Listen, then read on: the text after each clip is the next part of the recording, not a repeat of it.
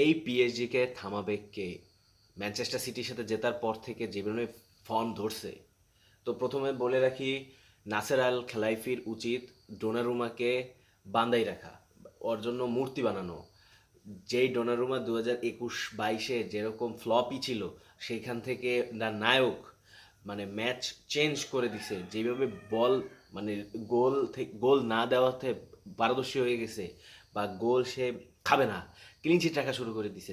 এনফিল্ডে clean sheet রাখছে, এইখানে clean sheet রাখছে, মানে এমিরেটসে ক্লিন শিট রাখছে। তো আরেকটা প্লেয়ার হলো নেভেস। নেভেস যেই পরিমাণ ভাই ডিফেন্স করছে, মানে ডিফেন্সিভ মিডফিল্ডার হিসেবে নেভেস ওয়াজ পিওর চুম্মেশ্বরী।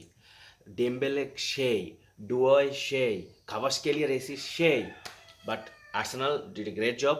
বাট আর্সেনালের এখন সবচেয়ে বড় কাজ হলো আর্সেনালকে কি যে পার্ক দ্য প্রিন্সেসে যে গোল ব্যাক করতে হবে মিনিমাম 2টা, এবং পিএসজি যাতে গোল না দেয় সেটাও দেখতে হবে। তো মেবি আর্সেনাল পারবে কি পারবে না আমি বলতে পারতেছি না। Arsenal just, PSG just need a draw. এই সে Parc des Princes just draw করলেই তারা মিউনিকে চলে যাবে ফাইনাল খেলতে ফর দ্য সেকেন্ড টাইম। তো আমরা কি নতুন কোনো চ্যাম্পিয়ন দেখবো কি না সেটা পরে দেখা যাবে। আর বেস্ট অফ লাক পিএসজি।